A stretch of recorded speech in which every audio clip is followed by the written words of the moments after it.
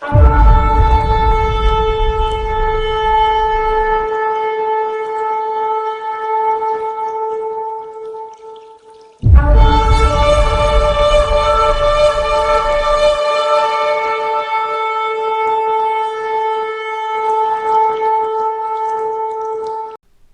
friends, I'm Chadwick Harvey and this is Faithful Performance, where we explore the testimony of the biblical prophets and how they perfectly correlate with the current events of today.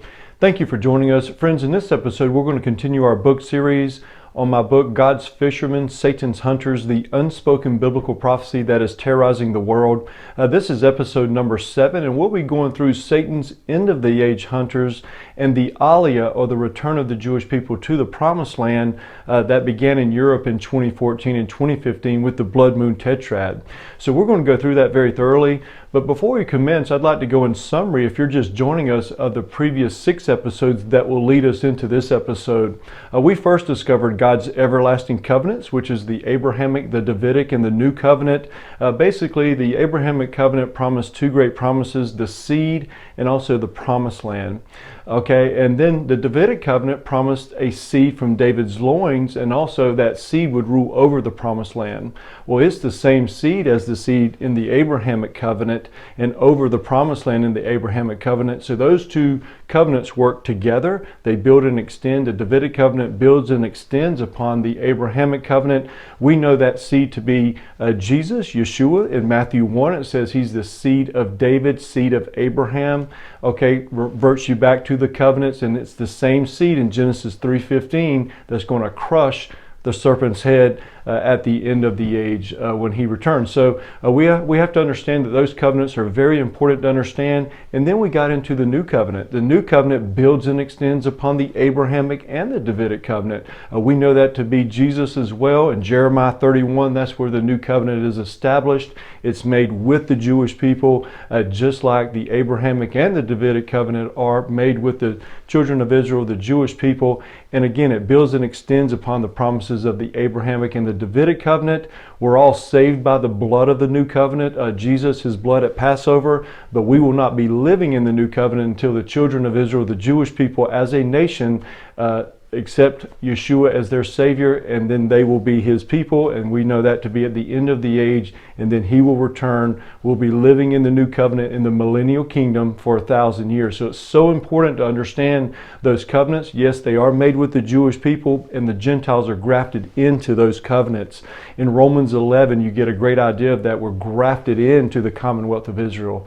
Ephesians 2, it says we were once strangers of the covenants. Now we're in the promises according to the blood of the Messiah. So I was born a Gentile, so it's important to understand these covenants that we're grafted in to these things. And then in Galatians 3:26 through 29, it says, if you are a seed of Christ, you are a seed of Abraham, and you are heirs according to the promise of Abraham, which is the Abrahamic covenant. So it's important to look at the New Testament scriptures. It's going to revert us back to Torah, prophets, for us to understand these covenants. It's so important to have our theology correct, and it does hinge upon this prophecy that we're going to mention in episode 2 that we discovered with the prophecy of the fishermen and the hunters. It's found in Jeremiah 16:14 through 16. It says that I'm going to summarize it. It says that it's going to be a greater Aliyah, a greater return of the Jewish people back to the Promised Land, greater than the one from Exodus. Okay, so the Exodus had about 600,000 that left Egypt. This Aliyah is going to be greater than that. We've discovered that in the last couple of videos that we're starting to see that in 1948 on forward with over 4 million Jewish people. So we discovered that prophecy has not been fulfilled throughout history, but it started in 1948, and it's because of the everlasting covenant. So it all hinges upon the everlasting covenants.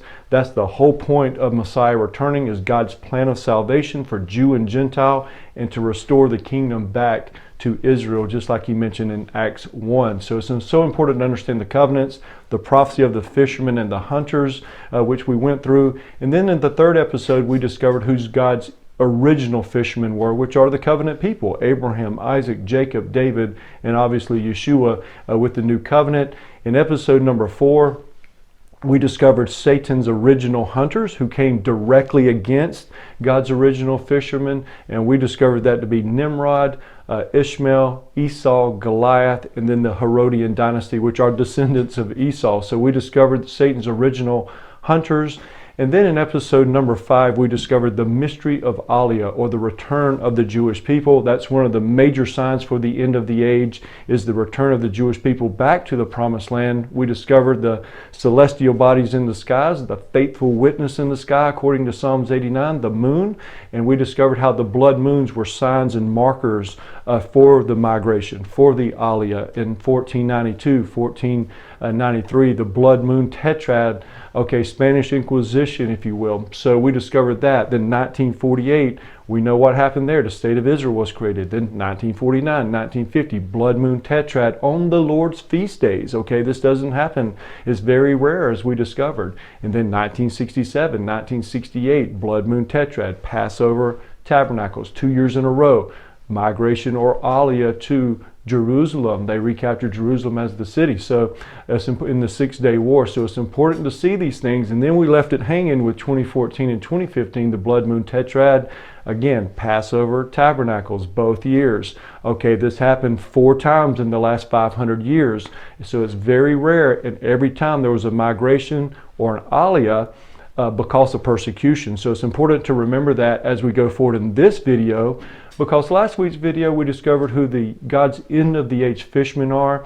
Those are the Jewish people, the Jewish agency, the prime minister, all of these organizations, these charitable organizations over there, they're going to fish their people back. So the fishermen we discovered were released or the end of the age fishermen were released in 1948. Because it's been a greater Aliyah since than Exodus was since that time. Over 4 million Jewish people have made Aliyah to the promised land. So this marker that we have on God's prophetic timeline is 1948 for a lot of prophecies, but also this prophecy as well, the fishermen and the hunters. And the fishermen were released in 1948, and then the prophecy states afterward the hunters will be released. So that leads us into this week's video, Satan's end of the age hunters and the Aliyah from Europe in 2014, 2015.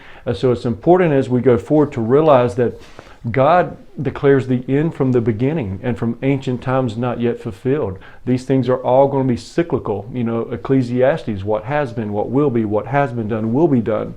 There's nothing new under the sun.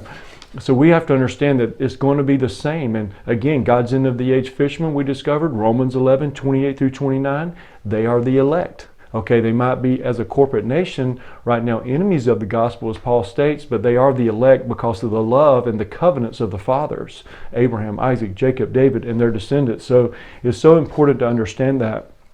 But as we discovered in a previous video, it's so important to understand regions. And what I mean by that is Satan's original hunters are going to be individuals, but also regions, okay, as we discovered, which is going to give us great insight into today with the end of the age hunters, just like with the original fishermen, Abraham, Isaac, Jacob, David. That region is Israel. You know, it's talking about Israel at the end of the age, the Jewish people, etc. Same thing with Satan's end of the age hunters. It's going to be the regions of the original hunters, Satan's original hunters. And we have to understand that the biblical prophets, including Jeremiah, obviously, they would have understood these prophecies from the table of nations, Genesis 10, Genesis 11. They would have understood those names. They didn't understand, they didn't even know about America or Russia or China or Australia. And I don't mean that in any kind of way, but they're going to understand the biblical world that the table of nations would have declared. They're going to write the prophecies according to that. So it's important to understand the table of nations, and also to understand that the Holy Bible is Israel-centric. Okay, it's not Roman-centric, it's not American-centric. It is Israel-centric, literal, Israel-centric, okay, literal. Okay, and then Jerusalem especially, and then the surrounding nations, the ancient enemies of Israel. That is the biblical world. The Middle East, North Africa, that's the biblical world that the biblical prophets thoroughly talked about. Okay, they thoroughly talked about the biblical world. So it's so important to realize that the Holy Bible, including the New Testament, is Israel-centric, Jerusalem, and then the immediate surrounding nations, and then we have the other nations as well. It's kind of like a bullseye. Israel's the bullseye, the surrounding nations, and then we have the Americas, the Australias, etc. So I hope that makes sense. It's so important to understand that that's the way they're going to be speaking. So we have to get into the prophet's mindset of how they would have understood these prophecies, the fishermen, the hunters, who would be the identity of these. And we've discovered that, and we'll discover that today with the regions of Satan's original hunters. But friends, this is all about the Abrahamic covenant. When we're speaking about the fishermen and the hunters, when we're speaking about any biblical prophecies, it's about the Abrahamic covenant, that promise that Jesus is going to fulfill. Okay, the children of Israel, the Jewish people, have never controlled all of the promised land that was promised to them in the Abrahamic covenant. Now they will when Jesus returns. They'll conquer all of, or Jesus will conquer all of that and divide it accordingly in the Ezekiel 40 through 48 with the understanding of the millennial kingdom. So Jesus is going to fulfill that Abrahamic covenant. He is that seed that's going to fulfill the Abrahamic covenant over the promised land, the Davidic covenant, David's everlasting throne over the promised land, which is the new covenant we'll be living in at the time, because the Jewish people will accept him as their Savior, their King, their Messiah, their God, and they will be his people, just like Ezekiel 36 says, Jeremiah 31, even Isaiah 59 and 60. But it's so important to understand that the battle is for Jerusalem. The battle is for the Abrahamic covenant. So I have to petition and ask you, if you are a Roman Antichrist kind of person, or the beast kingdom is going to be in the European, who has the issue with Jerusalem? Who has the issue with the Temple Mount? Is it Rome? Is it the Italians? I don't think so. The Italians are loving people. I know plenty of my friends are Italians, and they just want to love on you and kiss on you and drink some wine, you know. So it's not the Italians, it's not the Romans, it's not Europe. Who has the issue with the Temple Mount? Who has the issue with Jerusalem? It's Islam. It's the Islam. It's Nimrod. It's Esau. You know, it's the Goliaths. It's the Herodian dynasty, if you will. It's those figures, regions that we're talking about. It's the Islamic nations that are surrounding Israel, the ancient enemies of Israel. It's not Rome. It's not Europe. I mean, I don't know how people come up with this stuff, but it's who has the issue with it. Look in history. Look in recent history. Whenever there's a flare up in the Temple Mount, who has the problem with it? Jordan, Turkey, Arabia, Hamas, Hezbollah, you know, which is in Lebanon, you know, Iran. Okay, those are the folks who has the issue with it. They're Islam. It's the Islamic. And I want to make a difference before we get into this video between Islam and the Muslim people. I love the Muslim people.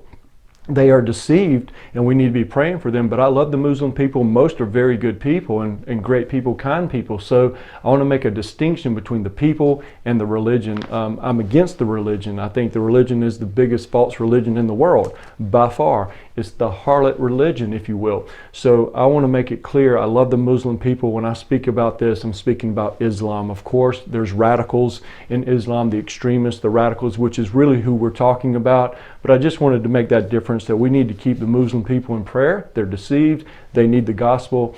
And I am speaking about Islam. But in 2003, we're going to talk about the final explosion, in my opinion, the final explosion of the Middle East. And I believe it started in 2003, and we're going to get into this. But there was going to be a time where the Middle East was going to explode, you know, and then there was going to be the release of Satan's end of the age hunters. Like we've discovered in the mystery of Aliyah with the blood moon tetrad. In 2014 and 2015, the blood moons on Passover, Tabernacles, both years, there was an Aliyah. So what caused that Aliyah? Well, it was Satan's end of the age hunters that were released. So we're going to go through a lot of information in this. We've got to look at the Middle East first and the chaos that has happened, the civilian unrest, the government anarchy, the revolutions. We're going to go through that in summary with the history of it to understand what caused the Aliyah from the European countries. We have to understand that Europe is the third largest Jewish population is in Europe. Okay, the second obviously is in America, the first is in Israel. So these end of the age hunters are going to be released into Europe. They're going to be released in America, and we're going to get into that video next week. And then to fish them back, the fishermen are going to fish them back, and then these hunters are going to provoke them back to the promised land, just like this prophecy states in Jeremiah 16. And we are absolutely witnessing this with the fishermen in 48. And in my personal opinion, in 2014, 2015, on God's faithful witnesses in the sky, the blood moons, 2 straight years, blood moon tetrad, Passover, Tabernacles, we started seeing the hunters released into Europe and continuing to this day. And we're going to go through that very clearly, what caused that and how that happened with that. So we're going to have a lot of information, so bear with us with this. But the Middle East started to explode in 2003. And if you remember, that is when America dethroned Saddam Hussein. So not to get into the political aspects of it, but these kingdoms had to start to fall. If you're not familiar with Daniel 2 and Daniel 7 and 8, it states that there's going to be, well, Daniel 8's 2 kingdoms, but Daniel 2 and Daniel 7 are 4 kingdoms that were going to rise at the end of the age. Okay, they did happen previously in history, but as we know, it's cyclical, it's patterns. It's going to happen the same way again. Daniel's book is for the end of the age, for the latter times. It's sealed until the end, just like in Daniel 12 it states, in Daniel 12:4. So Daniel's prophecies are for the end of the age. They're going to occur again. So Iraq, or Babylon, if you will, that first kingdom, it had to fall at a certain time to begin the fall of the rest of the 3 kingdoms before the final kingdom come, which is Messiah, the stone that's going to build a kingdom that is forever, which is he's going to restore the kingdom back to Israel in Acts 1, if you want to read that. So Iraq had to fall. Babylon, that's where Babylon, ancient Babylon, was in the territories or the region of modern day Iraq. And we have to understand, we have to, again, go to the biblical prophets. We got to understand it from their mindset. Babylon is just that Iraq area. Don't limit it to Iraq, just limit it to that area, because we're seeing the Middle East, the Fertile Crescent, if you will. That's where the action is going to be. That's where the ball game, if you will, is going to be played, is in the Middle East, at the Fertile Crescent, for the battle for Jerusalem. So we have to understand that. But Iraq had to fall. And as we know, in 2003, America dethroned Saddam Hussein, I believe on April 14th, 2003, during the feast days, the spring feast days, if you will, which is pretty interesting. And I believe that that fulfilled the first kingdom fallen in Daniel 2 and Daniel 7. We're going to do a video series after the book series on Daniel 2, 7, and 8.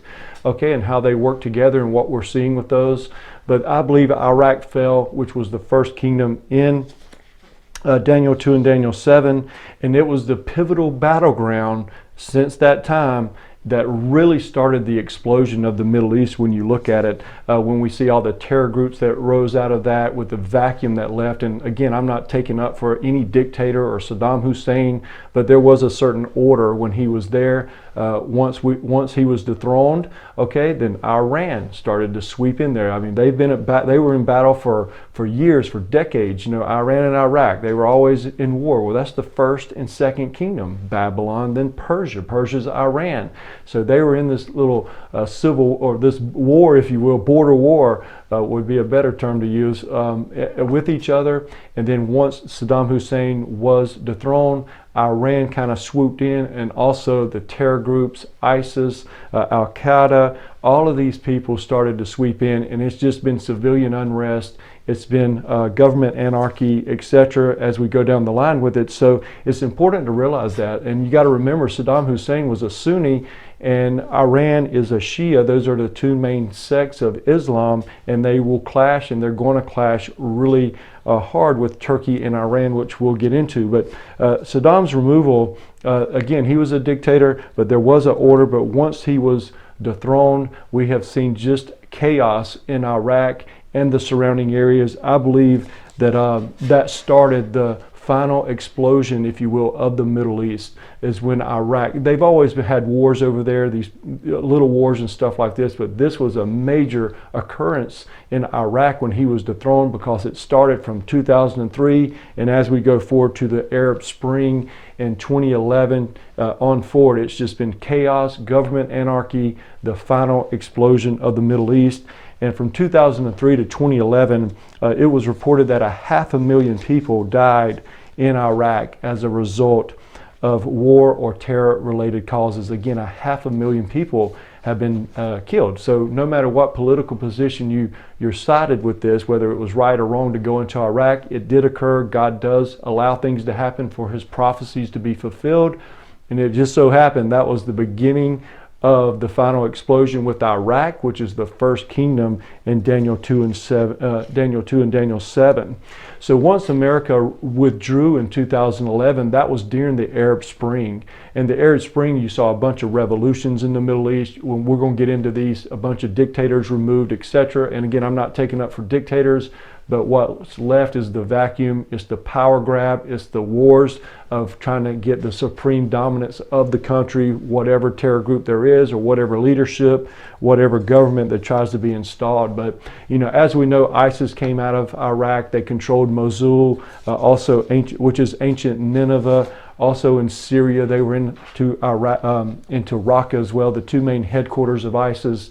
So we saw this vacuum being filled with terror, with war, and we started seeing a migration from Iraq into Syria. And keep in mind, as we get to Syria, is that the Iraqis started to flee from Iraq because of the war, the terror, into Syria with this migration of the refugees, if you will. And again, when I speak about the refugees, most of the refugees were looking for true asylum. They're good people, nice people, families, and they just didn't want any part of the terror and the war. So let's keep in mind, again, let's look at it in perspective, that we can't paint a broad brush. But in summary of Iraq, it began the final explosion of the Middle East, in my opinion, in 2003. It continued into the Arab Spring, lawlessness, instability, government chaos, civilian unrest, terror, war. And since that time, there's been 1.5 million Iraqi citizens who departed for Syria, just like we discussed, which will eventually have its own civil war, which we will get into. So that began it, and then let's look at Iran, which is the second kingdom of Daniel's prophecies in Daniel 2 and Daniel 7. Most biblical scholars and prophecy teachers will agree with the first one's Iraq, Babylon. The second one is Persia, okay, the bear. So we have to understand that. And the Iran, their purpose, again, they're the Shias, okay, they're the other side of the Islam sect is Sunni and then Shia. So they're Shias, and they're wanting to spread their Shia crescent. I believe we are living in the second kingdom, the Medo-Persian kingdom, or Iran for modern day term. I believe we're living in this kingdom now. We're sitting right here waiting on that third kingdom to arise, which is Turkey, and they are rising, and they will overcome Iran as the dominant superpower. But I believe that hasn't occurred yet. I believe we're living in the Medo-Persian Iran kingdom. And again, they were wanting to spread their Shia crescent. In Daniel 8, it speaks about two kingdoms that are going to clash, and that is Iran and Turkey, just their modern names, the ram and the goat. Okay, Iran's the ram, Turkey is the goat. It says Greece in your Bible, but it's really Yavon that they're speaking about. Turkey, that's Western Turkey. So you're going to see those two clash. Again, Sunni, Shia, they're going to clash for dominance. But what Iran has done since the fall of Iraq is they've swept across the Middle East with influence, okay, with proxy wars. You know, they've gone into Iraq, just like we've discussed. They have major influence in Yemen, okay, because they hate Saudi Arabia. Iran hates Saudi Arabia. Again, Arabia Sunni, Iran Shia. They absolutely hate each other. And they wanted more leverage with the country of Yemen. So they've gone into Yemen with great influence that they have there. They've also gone into Lebanon. That's where Hezbollah is. Hezbollah is financed by Iran with weapons, money, etc. So they have major influence in Lebanon, Hamas in Gaza Strip, Iran, now Syria. They have major influence there with Assad, also with Russia and China as well, with Syria. So what they've done is they've spread their antennas, if you will, in that Shia crescent, just like Daniel 8:4 says, that they were going to sweep northward, westward, southward. And that's what they've done now. It could be a military operation in the future on those areas, but right now for sure they've gone in with influence, with proxy wars, with money, finance, and etc., with weapons, spreading the Shia crescent. Again, it's a doctrine thing that they're trying to do to the Mediterranean Sea. So that's what they've done on this. So again, and I don't think there's any question about it, if you speak to any kind of leader who keeps up with the geopolitical field over there, that they have definitely been the cause of terror and the cause of war, or one of the main proponents of it, with the money, with the financing of terror groups, Hezbollah, Hamas, etc., going into Syria. so to speak. So they are definitely one of the main components of that that has spread the terror and the war, which again will eventually, and they already have, you've seen this migration of the refugees from these war-inflicted areas, these terror-inflicted areas of Iraq, of now Syria, of all of these areas that are really just a mess. You know, it's just a disaster over there. They're one of the main sponsors of that. So it's really important to keep up with Iran, not only in this prophecy, but also in the other prophecies of Daniel 2 and Daniel 7, as we see Turkey coming to its prophetic calling as well.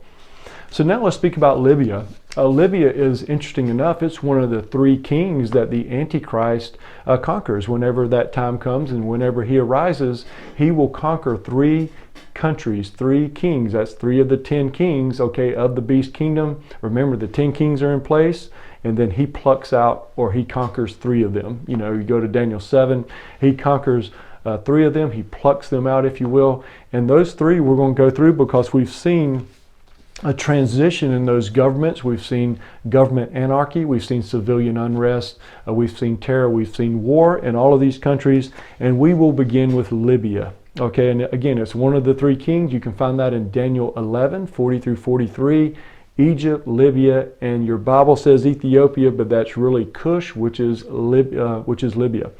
So it's Libya, Egypt, I'm sorry, it's Sudan, it's not Libya. Libya is put, so Libya, Egypt, and then Sudan is Cush, Ethiopia, excuse me. So we'll go through Libya real quick. We're all familiar, if you keep up with the geopolitical field over there, Libya, we all remember Gaddafi.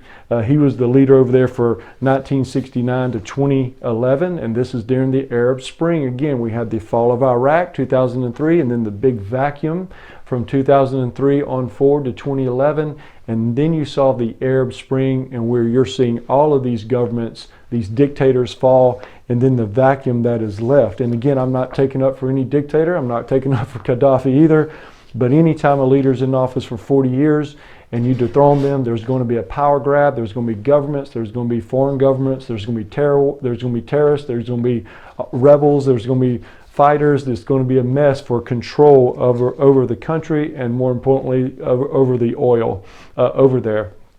But after Gaddafi was removed and ultimately he was killed, it just fueled lawlessness, violence across Libya, and there's been this civil war going on since March 21st, 2011. It just reached its pinnacle, it reached its violence, as you can see, and then we've had all of these things that have occurred since then, the power grab, the civil war that's been included with that, and it's just, again, it's going to be filled, the vacuum will be filled, and sometimes it's not so pretty what fills the gap. And again, not taken up for any dictator, but you have all these military regimes, the militias, the revolutionaries, all of these organizations, including the foreign nations, trying to install a government, and to this day it is still ongoing. And in fact, Turkey sent troops.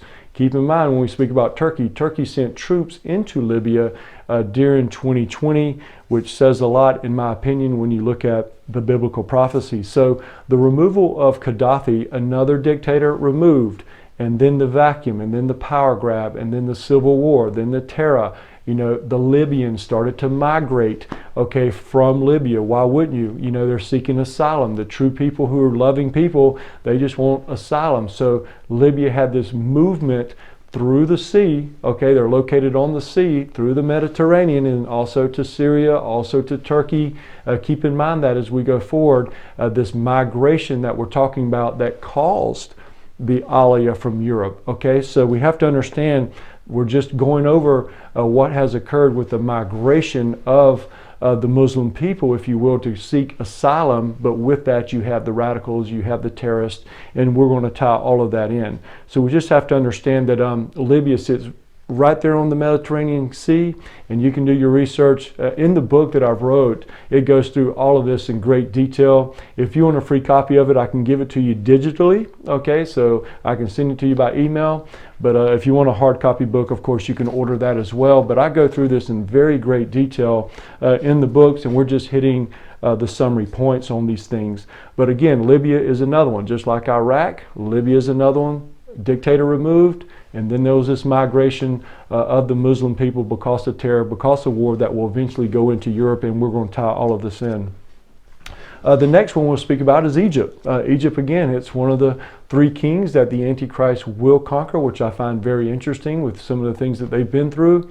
So to speak, again, you can find that in Daniel 11, 40 through 43. Again, during the Arab Spring, Egypt had two major revolutions during that time with what's going on. They had a lot of protests, they had civilian unrest, they had government anarchy, they had a leader in there that was part of the Muslim Brotherhood, then he was removed, and now the military got involved in it with everything. So they've had tremendous they've had two revolutions, they've had anarchy, they've had civilian unrest, they've had major protests, one of the largest protests that they've ever seen in their country, actually. So it's become a war zone, or was a war zone. I think things have kind of settled down, so to speak, over there. But again, there was a ruler over there for 30 years. His name was Mubarak. In February 11th, 2011, he was removed, and then he was replaced by a member of the Muslim Brotherhood, which is a terrorist organization, Mohammed Morsi. And then the military got involved and the revolution happened. And then after that, it was basically a coup by the military to remove Mohammed Morsi from office. And then the current president right now is Sisi, and he was established by the military in there. But there's some issues with Sisi as well, with what he's done since that time, with the persecution of the believers over there, with the Coptic Christians, etc. So again, not saying that he's responsible for that. Some would say he's a supporter of the Coptic Christians, but again, it's just very interesting. Since his time, the statistics will show that there's been some violence over there through ISIS and through the Muslim Brotherhood, etc. So again, Egypt is another one that has had two major revolutions, the largest protest in Egyptian history during that time of the Arab Spring again. So just keep that in mind, and it is one of the three kings that the Antichrist will conquer at the end of the age. So we'll move forward to Sudan. Sudan is another country. It's the third king that we know for sure that the Antichrist will conquer. Those three kings, there's four that will come out of Turkey area if you read Daniel 8. But Sudan has had major problems. It's one of the most fundamentalist Islamic nations there is Sudan. They've had civil wars going on since 1955 to 1972. Then they had another war from 1983 to 2005. And then again, during the Arab Spring, during December of 2013, there was a conflict that arose again in Sudan between the two parties. An estimated 300,000 people have been killed in the war. More than 3.5 people out of 12 million have been dislodged from their homes. So think about that. 3.5 million people have been dislodged from their home out of 12 million. I mean, that's incredible. A fourth of the country, just about. And then approximately 2.1 million people have found refuge within the borders of Sudan, while 1.5 million have fled to neighboring countries. Again, the migration of Libya, the migration of the Iraqis, the migration of the Sudanese people. So you have to understand that there's this migration that's going on, that has been going on since the Arab Spring, through the Blood Moon Tetrad, up to Europe, through Europe. I call it the Islamic invasion. And again, most of the Muslim people were looking for true asylum, but with that migration becomes the terrorists, comes the radicals, as we will see once we get into the statistics of Europe since that time. Okay, so it's important to realize that the Sudan accounts for the world's largest or third largest refugee population, which is pretty interesting, and Syria and Afghanistan is the leaders. Think about that. So everyone fled to Syria, and then they had to flee from Syria because of the civil war, which we'll get into. Okay, which leads us to Syria. Syria, as we know, is another country that its civil war started on the backside of the Arab Spring. So you had Libya, you had Tunisia, you had Sudan, you had all of these that fell. Egypt And then you have the Syrian civil war that's been going on since 2011, and it will continue on forward. And it intensified over 2014 and 2015, which is the blood moon tetrads. And it's just been a disaster over there. It is the pivotal battleground, I believe, of the Daniel 8 war, the Syria-Iraq area. And it's not by coincidence that those two have major problems with war and terror, with all of the things that are going on, and we can all do our research on that. But I find it very interesting that that Fertile Crescent, the Syria, Iraq, again, you got to take the borders out of these countries and look at it from the biblical prophecies. That is where the main battleground is going to be with the rise of the Antichrist. He's going to come from that area.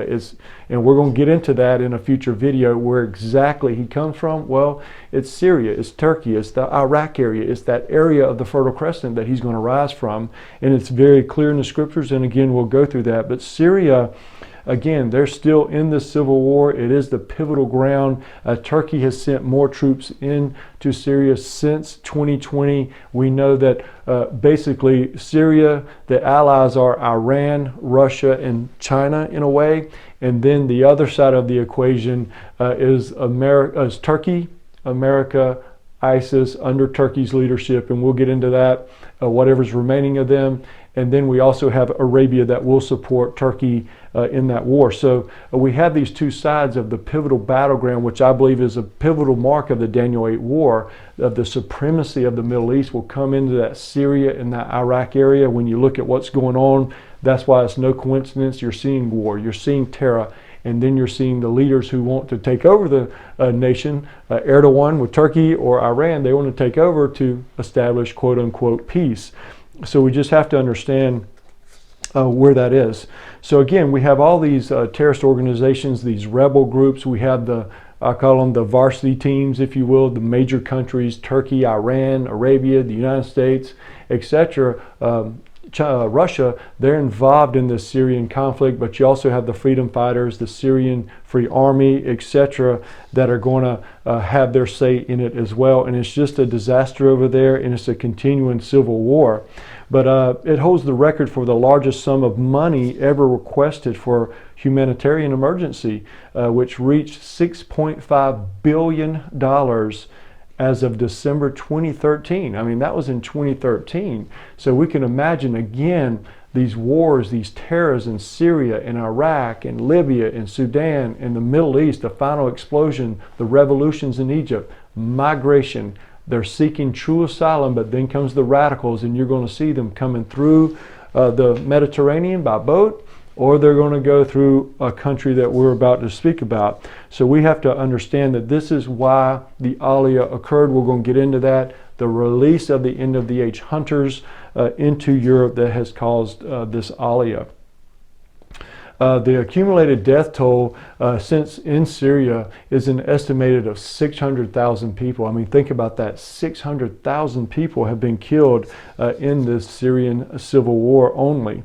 Okay, so again, it's caused violence, terror, war, civilian unrest, government anarchy, all of these things, chaos, because of the migration and the release of Satan's end of the age hunters into Europe. And then we're going to get into America in next week's video. And remember, keep in mind this, that when Iraq fell, 1.5 million Iraqi refugees migrated to Syria. So they went to Syria, and then another civil war broke out in Syria, and then they migrated to Turkey. They migrated into Europe through Turkey, and we'll see that very clear. So and Turkey has received 1.7 million refugees from the area since 2015. So again, it goes back to say that this prophecy is going to escalate some way. We recall, who are the Satan's end of the age hunters? Well, it goes with Satan's original hunters, the people of the regions of Nimrod, of Ishmael, of Esau, of Goliath, of the Herodian dynasty, which is the Muslim people. But again, I don't want to paint a broad brush. There's just the radicals and the extremists of those folks who hate the Jewish people, who hate the God of Israel, who believe that they are the heirs of the Abrahamic covenant, not the Jewish people. They're the heirs of it. So again, it comes back to the Abrahamic covenant, and who has the problem with that? that is definitely Islam. That is not Rome. That is not anyone else. It is Islam and the surrounding nations that the Islamics control. So now we'll get into Turkey. Turkey is, like I said, they're the third kingdom of Daniel 2, of Daniel 7. They're very important to watch. Watch Iran, watch Turkey. It's that simple. They are going to have a major say in how quickly this escalates, how quickly this intensifies before the return of the Messiah. Messiah said to watch. He mentioned that in Matthew 24 several times, to watch. Well, to watch is biblical prophecies. They're prophets. They're not historians. They're prophets. He wants you to watch the Daniel prophecy. He mentions Daniel, the abomination of desolation. Go to Daniel, basically is what he's saying, and understand what the prophet, his dreams, his visions of these four kingdoms. Remember, Babylon, Iraq, it fell. I believe we're living, I don't think there's any military or political leader that would say Iran's not the dominant superpower of the Middle East. Okay, of course they are. You know, look at what they've done, just like we've mentioned. And now you're seeing the rise of Turkey with Recep Tayyip Erdogan, the current president. He's been in power, if you will, since about 2001 with the AKP party. They are radicals. Remember, Turkey was transformed from the Ottoman Empire by Mustafa Ataturk, okay, in 1923 to a very moderate country. I mean, I think most people, if you're not dealing with the biblical prophecies, when they think of Turkey, they think of, oh, it's moderate, it's cool, go visit Turkey.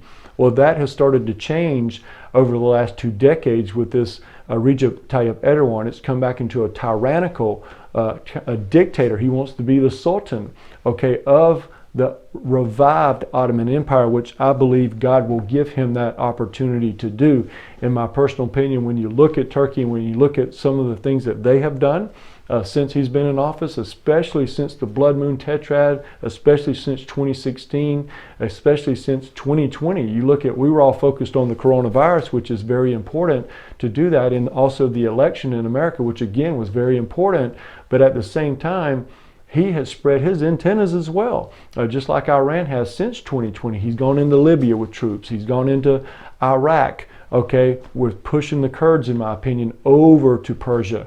Okay, he's gone into, he's had conflict with the Greeks, with the Greek Isles. Look at Armenia. Okay, he's gone further into Syria. He's already into Syria, but he's gone further into Syria. So again, the third kingdom of Daniel's prophecy, he is rising. Okay, and he has accepted millions of refugees, and Turkey is situated perfectly for a natural gateway to Europe. Okay, and he has used this leverage with, he's not stupid, he's used this leverage with the refugees to basically just open the gates into Europe, to also bargain and negotiate with them, with the European Union, because there's been talks about Turkey coming into Europe with the European Union. But he is not an idiot. He is very smart. He will use that to his advantage, this leverage that he has with the refugees. And again, how long can you take care of, the refugees? You know, they have millions in Turkey, so they're going to go through Turkey, and that's what has occurred. They've gone through Turkey, they've gone through the Mediterranean Sea by boat into Europe.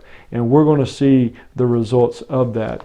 But when you do your research on this, and again, this is in the book, but what he has done is he has just transitioned Turkey into a tyrannical, or what he wants to be is a tyrant. He wants to be the sultan. He wants to have a dictatorship. He wants to have the revived Ottoman Empire. And you know, he's basically gone into that with the coup. He established a coup, which I think he did himself to establish more power grab that he's done. He silenced the media. He silenced government officials. He's put many in jail, so to speak. And just to give you an example of that, he did a coup himself, in my opinion. I think most would believe that there was a coup d'etat that he performed so he could clamp down even more on the people, because there's no one was arrested. You know, no government official was arrested, no military. You know, it's just kind of obvious what he did with that. But it's interesting when you look at it that after the coup, the government of Erdogan arrested 123,000 citizens, fired over 145,000, removed nearly 9,000 teachers who didn't teach the tyrannical doctrine of the Islam. He closed over 2,000 schools, arrested nearly 300 journalists, and shut down an estimated 200 media outlets and dismissed approximately 5,000 judges. I mean, what does that say? You're talking about a tyrant. You're talking about a dictator. You're talking about a sultan. Okay, so it's important to watch him. And again, we'll see how he falls into biblical prophecy. You can make the case he is that first king in Daniel 8. And then after that, obviously, there's a little process. And then you have the rise of the Antichrist. Okay, so, and we're going to get into Daniel 8 and Daniel 2 and 7 in a future video. And then I'm going to do an extensive video on those after this video series. But 90% of the Syrian refugees in Turkey remain outside of the camp settings. Okay, so think about that. So they remain outside of the camp settings. They're going to eventually flood into Europe because, again, they've got to be taken care of. But Turkey accepted 3.4 million refugees from its southern neighbor, which is Syria.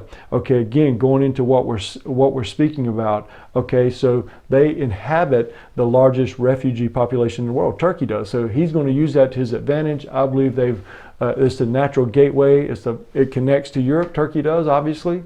And so going through the Mediterranean Sea, is kind of obvious what he's doing. But it's interesting when you look at the refugee populations, and again, I want to make it very clear that most of these people are looking for true asylum. They're good people. They have families. They want to work. They want to take care of their family. They're just deceived with Islam. So we need to be praying for them. So I don't want to paint a broad brush, but again, the radicals and the terrorists will mingle in those to kind of be undercover, if you will, going through there. And we're going to see the result of that in Europe when we get there. But again, Turkey is very important to understand. It's the third kingdom in Daniel's prophecy. So again, there's four kingdoms. There's Babylon area, there's Iran, there's the Turkey area, and then those three will be a big conglomerate, just like Revelation 13, 1 through 2 says, I saw a lion, a bear, and a leopard, as the beast kingdom. That's what the prophet John says. So he's reverting you back to Daniel 7. Those three kingdoms will be a conglomerate. So those three kingdoms will be the beast kingdom because he only saw three. The lion, the bear, the leopard, which points you to the regions that I'm pointing you at, which is the Middle East and North Africa. Three of the kings, Egypt, Libya, and then Sudan. It says Ethiopia, but it's really Sudan. In your Bible, there's three. And then as we know in Daniel 8, Turkey, once it divides, it'll be 4 kings. So there's 7 of the 10 kings in the Middle East, in North Africa, so we can assure that the other 3 will be there as well. It's not in Europe. It's not across the globe. It's a biblical war, the biblical nations. It's what the prophets would have understood in the biblical prophets. We'll go through that as well very, very clearly for you. So now let me hit on ISIS real quick, just to make clear, whatever is left of ISIS. I think basically you can look at them as just a terrorist organization that has a few terrorist fighters, but they were on the scene for a little while. They are the JV team for sure, okay, because when you look at ISIS and you look at their flag, you look at their magazine, you look at all those things, it gives homage to the Ottoman Empire. So really, you can make the case that ISIS is the little brother of Turkey, okay, or the junkyard dog of the proxy wars that Turkey is doing underneath the ISIS name, if you will, to kind of make Turkey still look with clean hands, if you will. But Turkey has dirty hands, in fact, and they are one of the main sponsors of terror with Iran, Turkey through ISIS and all their other proxies, but they're one of the main sponsors of terror across the region, and you will see Sunni and Shia clash. Turkey and Iran clash, just like Daniel 8 says it would. But there's been many documentation of how ISIS and Turkey are connected with finances, etc. That's who supports them. Whatever is left of them, that's obviously up for debate. But their TV station, their magazine, all of these things, their symbols, it reverts back to homage to the Ottoman Empire with the Battle of Dabiq in Syria, which is in 1516. That's when Turkey won that battle, and they became the rulers of the Middle East for the next several hundred years. So we have to understand that they are part of the Turkey umbrella, if you will, in my opinion. So now let's get into the aftermath of the terror and the war that we've seen, the upheaval, the government anarchy, the civilian unrest, all of these things that we've witnessed since 2003. And again, I'm going in great summary because of time's sake, but again, it's in the book, all these details, all the facts, all the statistics.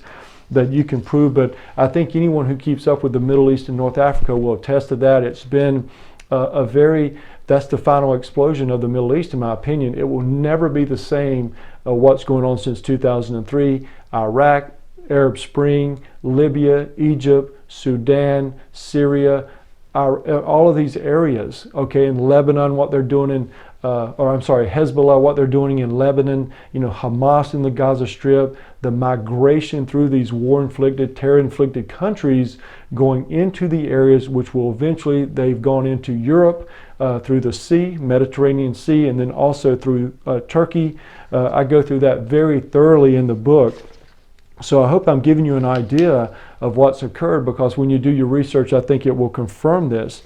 But again, this all occurred with this 2014-2015 blood moon tetrad. Again, it was the fourth in 500 years that occurred on the Lord's feast days of Passover and Tabernacles, 2 consecutive years.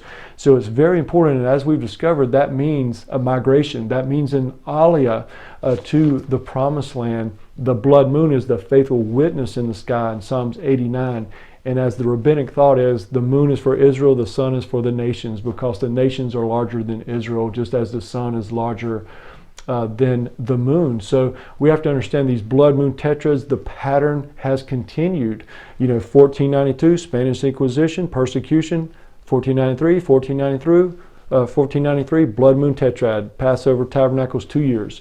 1948, what happened? Persecution from Hitler and these kind of things, and also the Arabs, is 1949, 1950, blood moon tetrad, Aliyah. We've seen 4 million Jewish people return since that time. Fishermen were released in 48.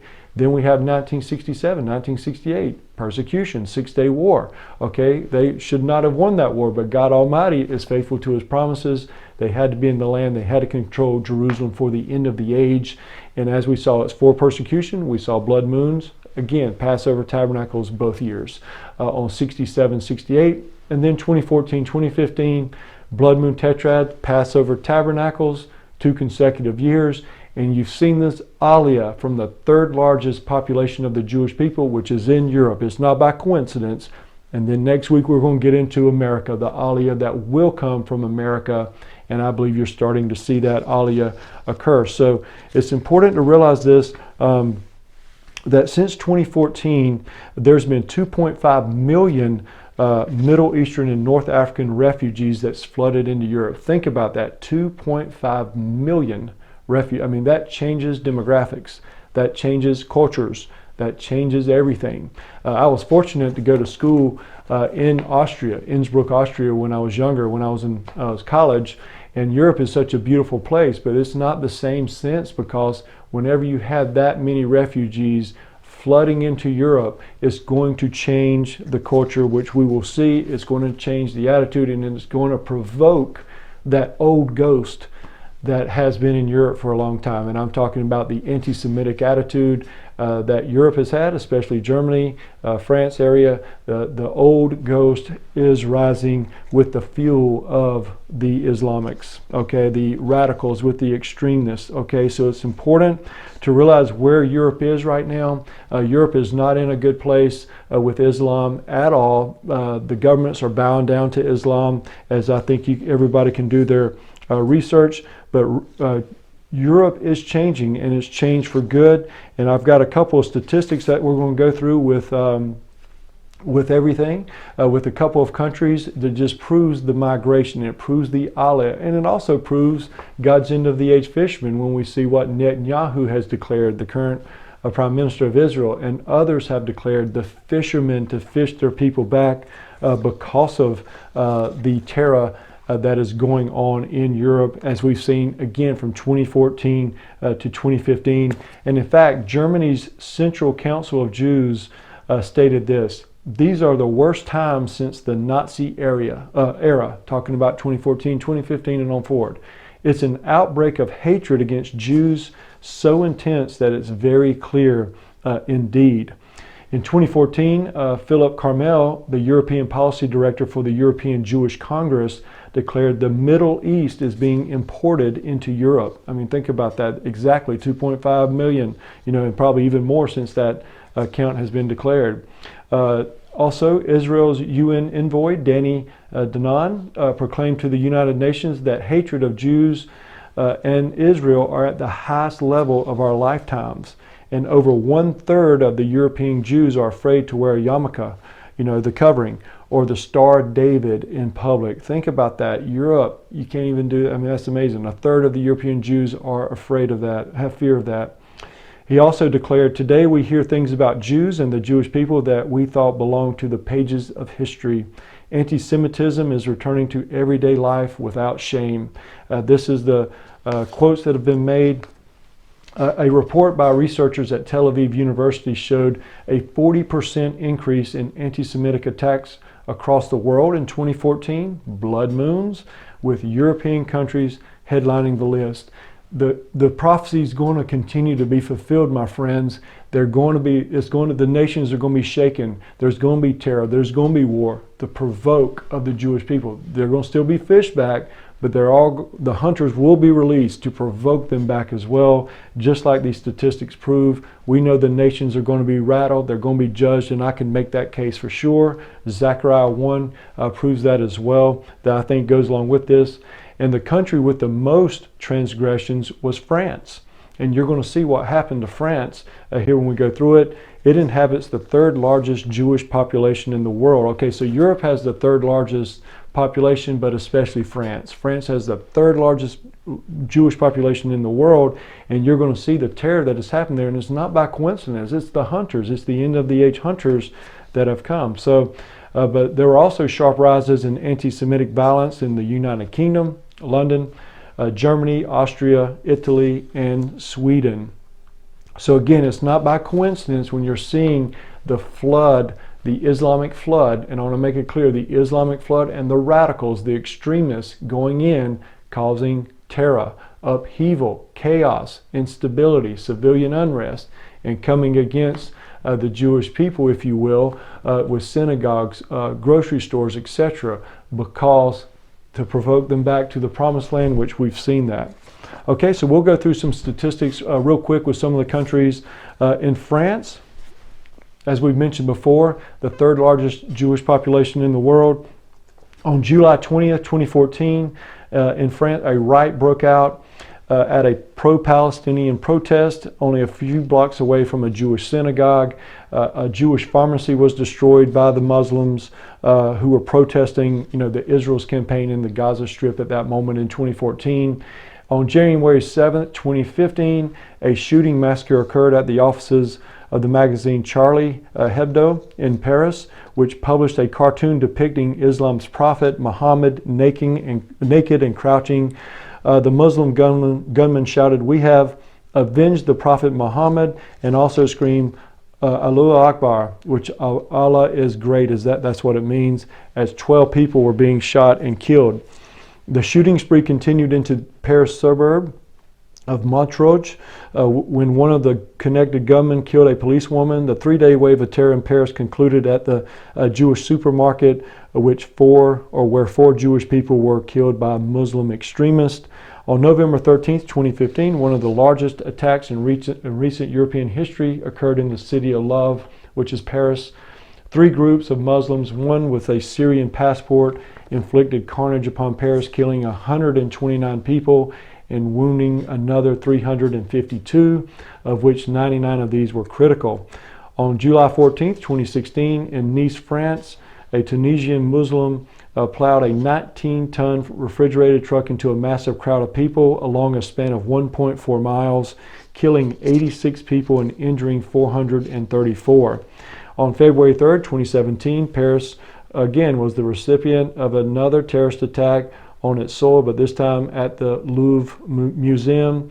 While attempting to enter the Louvre, an Egyptian Muslim man raged towards a group of French soldiers, shouting Allahu Akbar. Allah is great is what it means, attacking and injuring one soldier with a machete. On October 1st, 2017, French police killed a Muslim man who stabbed 2 innocent young women after shouting the phrase again. Since 2014, we have to understand, and this is amazing, that 62 terrorist attacks have occurred in France, resulting in 251 deaths and 625 injured people. And all of these acts were committed by the Muslim people, okay, the radicals, the extremists, okay, and I want to make that very clear. So you're seeing this explosion of violence since 2014, 2015, the blood moon tetrad, the end of the age hunters, the Satan's end of the age hunters, which will be the Islamists, the extremists, okay, mainly, okay, primarily the extremists of the Muslim people. They have come into Europe with bad intentions, as we see with the stats with France. I mean, what a war zone. And since that time, we've seen even more. If you just keep up with the news, you're going to see this continually to evolve because of the end of the age hunters. And then what is the response of the end of the age fishermen? So once all of this happened, we're still seeing the fishermen. They're going to fish their people back. Again, the fishermen will fish their people back. The hunters will provoke them back until a certain marker at the end of the age. And we'll go through that on the video here in the future. But we have to understand, after the Paris attacks in 2014, that we've discovered a Jewish agency affiliated think tank prepared a plan to help 120,000 French Jews immigrate to Israel, Aliyah to Israel. Again, the fishermen of Israel, the Jewish people, are going to fish their own people back. According to the Jewish agency in 2014, which was the first year of the blood moon tetrad, 7,239 Jews made Aliyah to Israel, compared to just 1,893 in 2011, 1,918 in 2012, and 3,298 in 2013. Again, you're seeing this escalation in the Aliyah because of the end of the age hunters that have been released into the third largest population of the Jewish people, which is Europe. In 2015, the second year of the blood moon tetrad, 7,876 Jews made Aliyah to the Promised Land, followed by an additional 5,118 in 2016. And as we've discovered, the Jewish people, the population is about 460,000, 400,000, somewhere in there in France, okay, which is only behind America and Israel. Excuse me.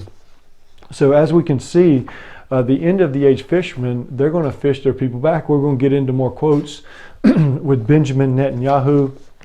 But we'll continue now from France. We'll look at Germany. Again, Germany doesn't need any help with their anti-Semitic beliefs of the old ghost, as we all know. So with the Islamic invasion into Germany, you're just seeing a perfect anti-Semitic bowl of stew, if you will, going against the Jewish people, etc. So they were one of the largest advocators, Germany was the largest advocators for the Muslim refugees, which is very interesting. But they've received an estimated of 1 million refugees into their country. Think about it, 1 million. That changes, again, culture, that changes the dynamics of the country, and the government has just bowed down to Islam, as we will see and as we are seeing, so to speak. So Germany's Muslim population surpassed 6 million in 2016 for the first time, and basically it was fueled by the open border refugee policy. An interesting quote from Leo Holman, author of The Stealth Invasion, Muslim Conquest Through Immigration and the Resettlement Jihad, states, "Germany's future is an Islamic state that will be completed within the next 10 to 20 years. He continued, in many ways, Germany is already conquered by Islam, as Islam is afforded special favor that other religions do not enjoy. Again, it's going to change cultures. It's going to change the culture over there. It's going to change the dynamics of the country. Historian Walter Lacour wrote in his book, The Last Days of Europe, that Germany had 700 mosques and prayer rooms in the 80s, but there are more than 2,500 at the present time, and a lot of that's credited to Turkey with what they've done in Germany. We'll go through a few attacks here that proves that Satan's end of the age hunters has gone into Germany. In 2014, 3 Muslims carried out an arson attack on a Jewish synagogue in Wuppertal, Germany. In July 2014, in response to Israeli operations in Gaza, Muslims attacked Jewish synagogues in Berlin, Germany. The extremists also smashed windows of Jewish-owned businesses and torched others while chanting Jews to the gas chambers and Jew will get you, and Hamas, Hamas, Jews to the gas. On December 22nd, 2014, a Muslim man shouting Allahu Akbar purposely hit 10 innocent pedestrians in his van at the Christmas market of Nantes. killing 1 person and injuring 10. On July 22nd, 2016, an Iranian Muslim killed 9 people and injuring 36 in a mass shooting in Munich, Germany. December 19th, 2016, a Tunisian Muslim stole a semi-truck trailer, killed its driver, and drove into a crowd of people in Berlin, killing 12 and injuring 56 others. On July 28th, 2017, a Muslim man shouting Allahu Akbar used a machete to kill a man and injuring 6 other people at a supermarket in Hamburg, Germany. July 30th, 2017, an Iraqi Muslim killed 1 person and injured 3 others at the Grey nightclub in Constance, Germany. And then German women have also been under extreme duress as a result of the Islamic flood. During the 2015-2016 New Year's Eve celebrations, Germany had 24 alleged rapes and 1,200 women were sexually assaulted by an estimated 2,000 Muslim men. In some Arab countries, this sickening behavior is called Taharaj Yamagama, or group sexual harassment.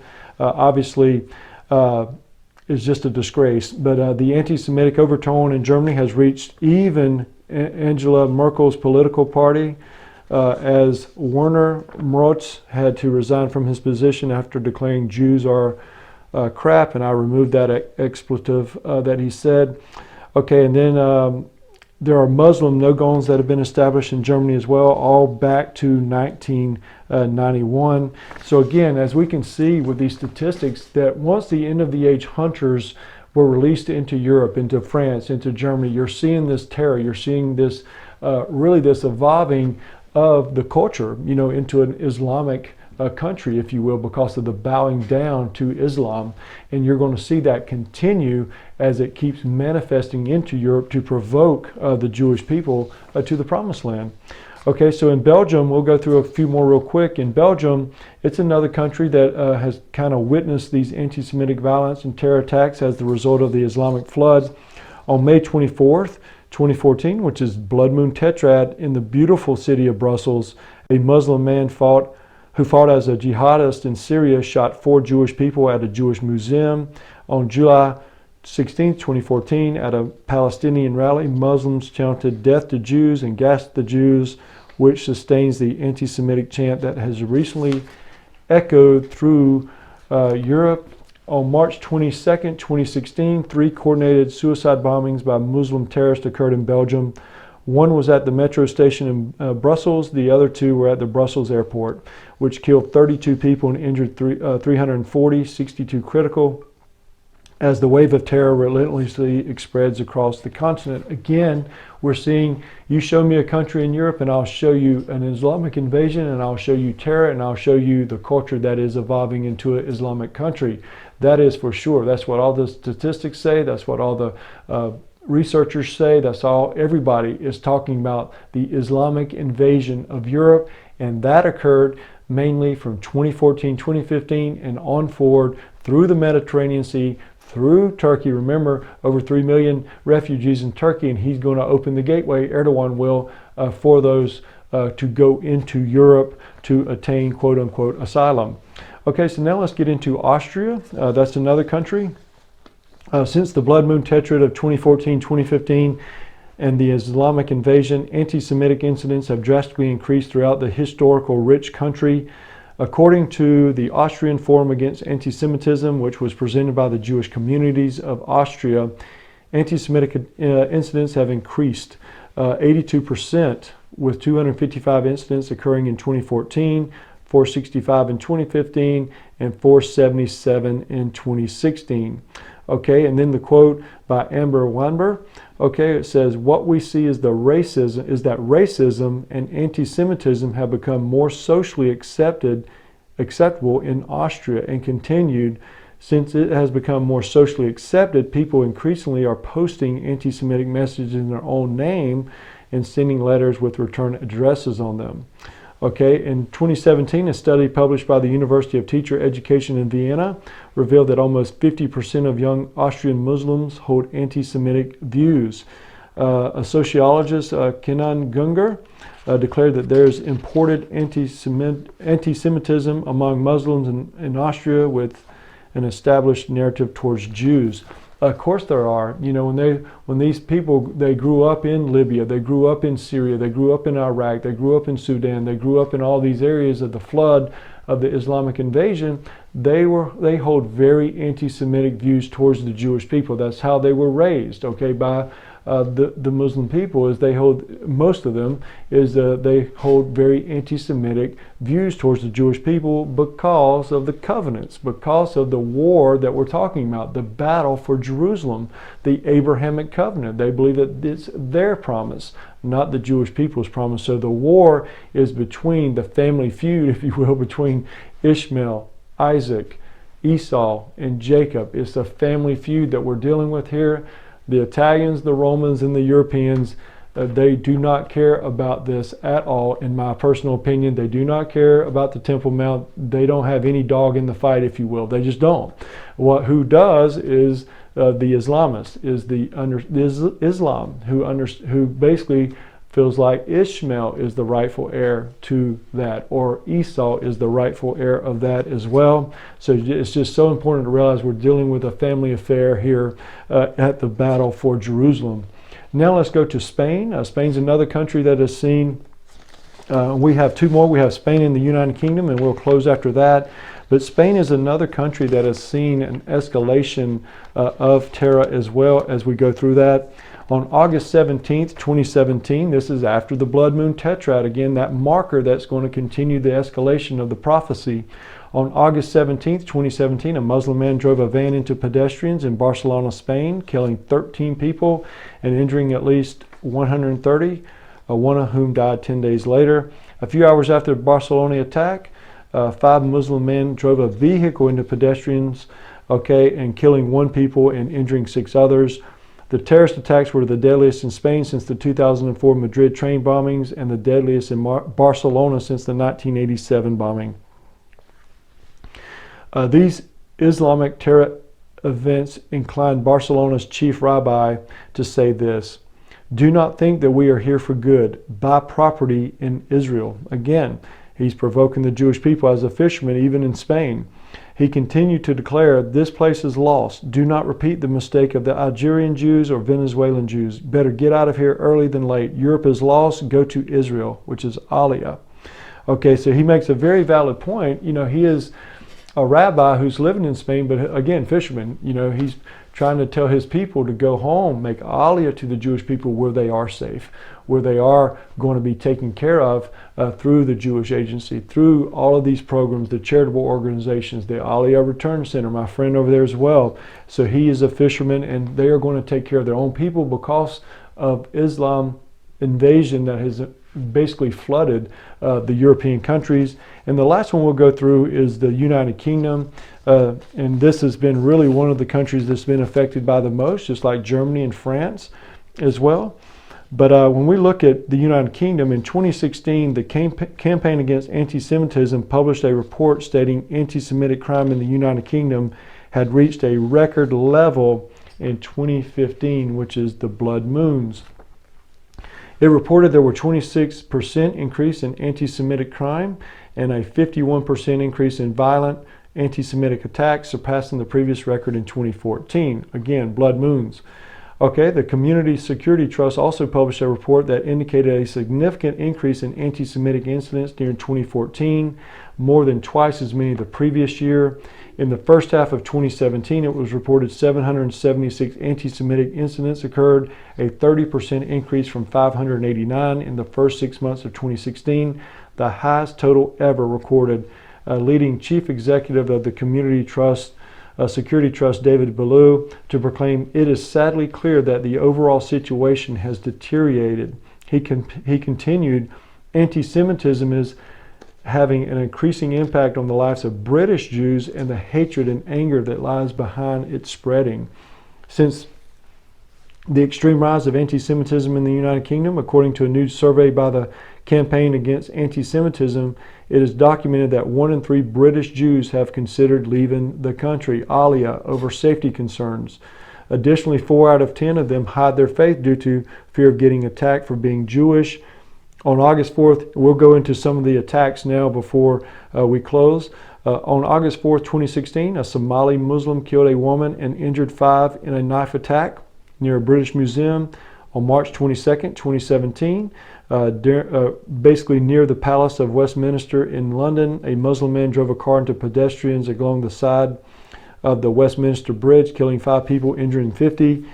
In the wave of these anti-Semitic crimes and reports and terror attacks, Mark Raoli, head of Britain's counter-terrorism unit, declared the picture of global terror is cause for concern for the Jewish neighborhoods in Britain. We are witnessing continuous anti-Semitic rhetoric from the extremists as well as the attacks against the Jews. On March 22, 2017, a Muslim man detonated a bomb following a concert at the Manchester Arena in Manchester, England, killing 23 people and injuring 119, 23 critically. On June 3, 2017, 3 Muslim men killed 8 people and injured dozens more when they plowed a rented van into pedestrians on the London Bridge and afterwards stabbed people at the market area. On September 15, 2017, ISIS claimed responsibility for a terror attack on the London Metro, which injured 22 people. And it is definitely worthy to note, as of May 19, 2016, London received its first Muslim mayor, Sadiq Khan, British Pakistani, who is also the first Muslim mayor of the major Western capital. Amazingly, Khan held the largest personal mandate of any politician within the United Kingdom, and he had the 3rd largest mandate in Europe, which is very interesting about the climate over in Europe. Khan has been described as a central-left social democrat and moderate Muslim. According to an investigation, though, by disobedient media, they discovered Khan has ties to ISIS, Hamas, al-Nusra, Al-Qaeda, the Taliban, and the Muslim Brotherhood, all radical Muslims. In 2019, as interviewed by the Iranian Press TV, again Iran, he referred to moderate Muslims and groups who commonly led the fight against Islam extremism as Uncle Toms. That says a lot. And then in 2016, September, after the New York and New Jersey bombings that injured 35 people, Khan stated the threats of terrorist attacks are part of and parcel of life in the big city, and Western civilization must live with terrorism as a part of daily life. So it will be interesting to see with these radical statements by London's first mayor. It tells you about the climate that's in London right now. It tells you about the climate that's really in the European countries. Again, it's really totally changed the culture of Europe. Europe's no longer the same. It's got an invasion of Islam. The governments are bowing down to Islam, the European Union, and you're seeing it everywhere. Again, show me a country in Europe and I will show you terror. I will show you an upheaval. I will show you how Jewish people are worried who are living there about the anti-Semitism. And again, it goes back to the prophecy of the hunters. Okay, the hunters are going to be released at a certain time to provoke the Jewish people to the promised land. We're seeing that in Europe first. And again, next week, we're going to get into that with America as well, who inhabits the 2nd largest population. This prophecy is going to be fulfilled. It's not going to be fulfilled in 1 day, 1 year, 10 years. It's going to be a length of time. This, just like in 48, the fishermen were released in 48, and they will continue to be released until they continue to fish the people back until a certain marker during the 7-year tribulation. So we have to understand this prophecy is a length of time, just like Daniel 2, just like Daniel 7. These kingdoms is a length of time, and this is not to set dates.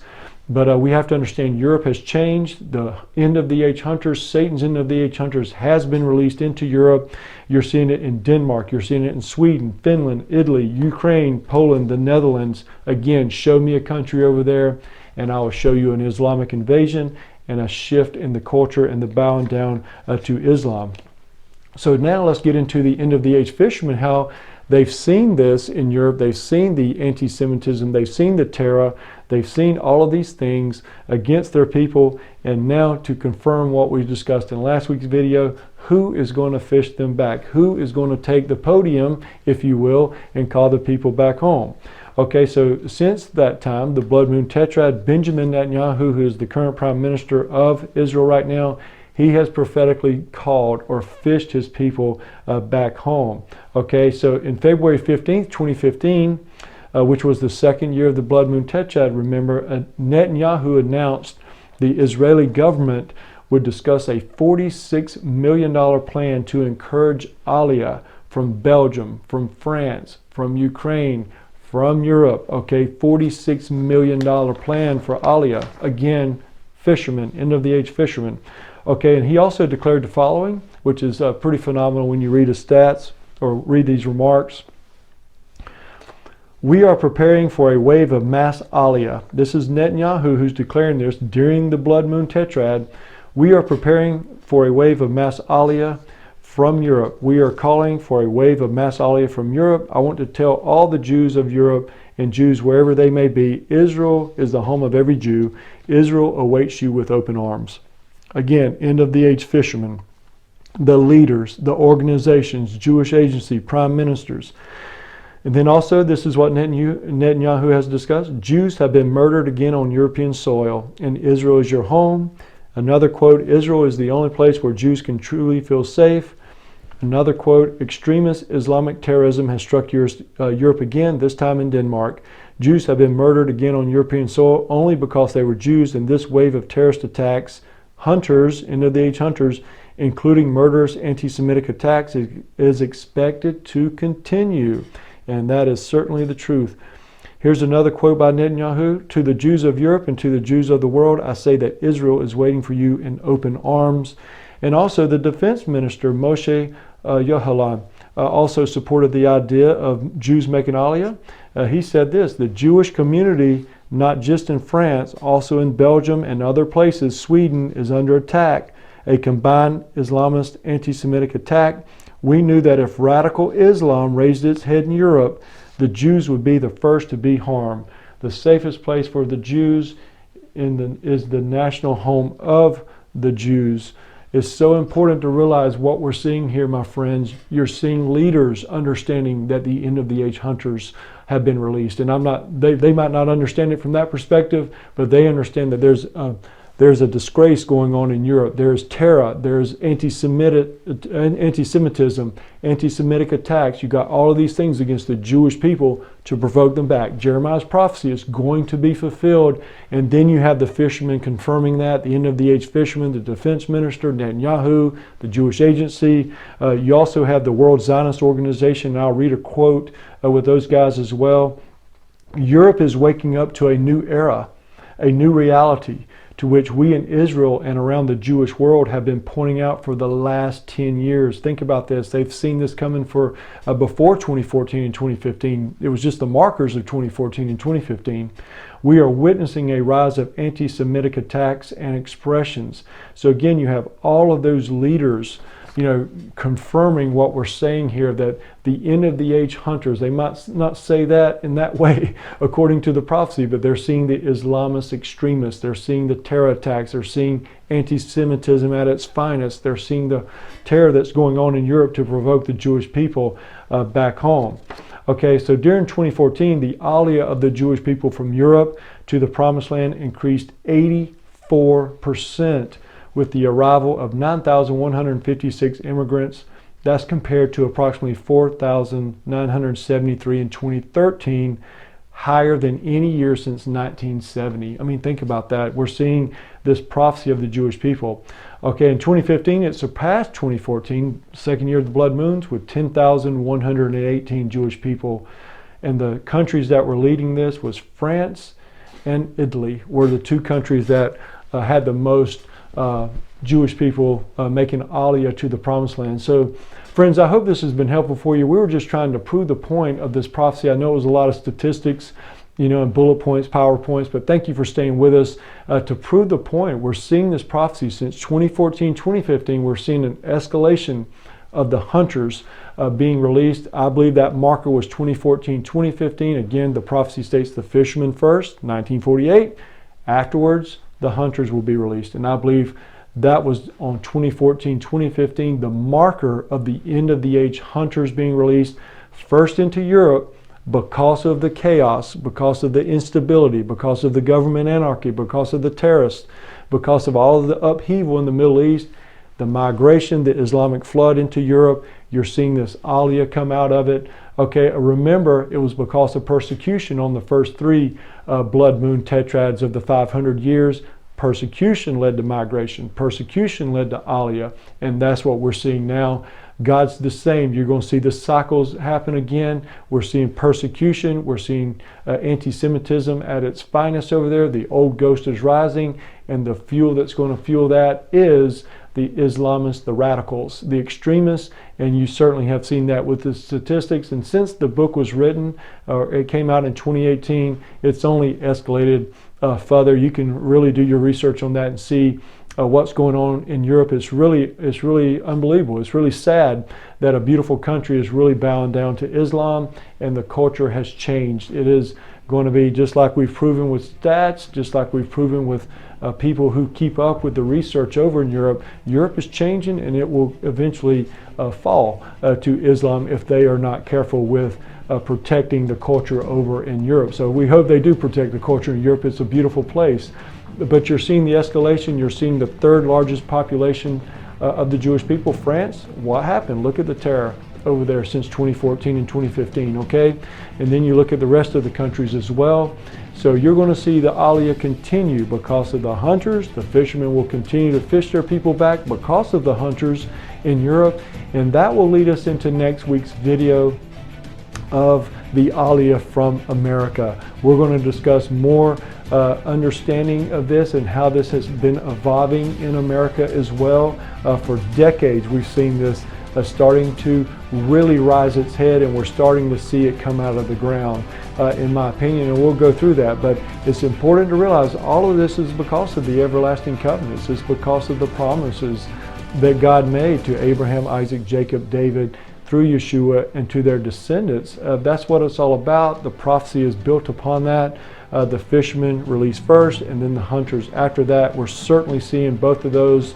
The fishermen in 48, over 4 million Jewish people since that time. That's a greater exodus than Egypt, just like the prophet relates to in Jeremiah 16, 14 through 16.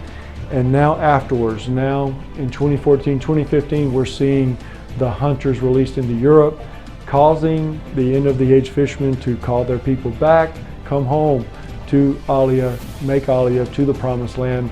And now we're going to get in, like I said, to America next week, and then we're going to get into the final hunter and the religion, and then we'll close with the time of Jacob's trouble, which will bring us to the glorious return of the Messiah, Yeshua Jesus, to earth to establish his millennial reign, to establish the new covenant. So thank you for being with us. Thank you for your patience through all the statistics. Until next time, friends, may God bless you. May he keep you. May his face shine upon you and give you his grace. May he lift up his countenance upon you and your family and give you his everlasting shalom. My name is Chadwick Harvey, and you reach Faithful Performance.